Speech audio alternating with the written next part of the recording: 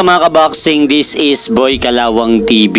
So kahapon nga po mga idol sa naganap na bakbakang Berhil Ortiz versus Erickson Lubin na ginanap po sa Amerika sa lugar ng Texas. Panalo nga po kahapon mga idol itong bata ni Oscar De La Hoya ni si Berhil Ortiz sa pamamagitan ng technical knockout sa round 2. Matapos nga pong mapasandal sa gilid ng lubid itong si Erickson Lubin at saluhin nito ang mga power punches na ibinabato sa kanya ni Berhil Ortiz.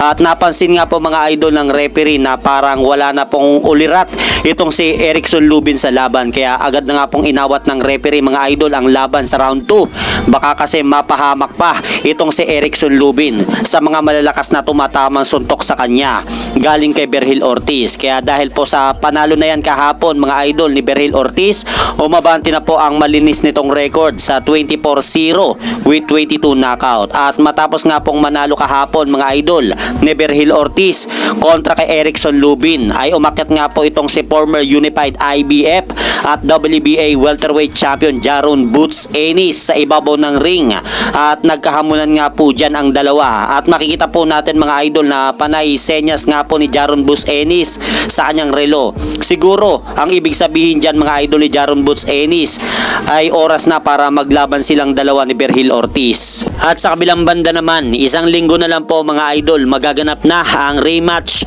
nila Chris Eubank Jr. at Conor the Destroyer Ben na gaganapin sa Tottenham Stadium, England.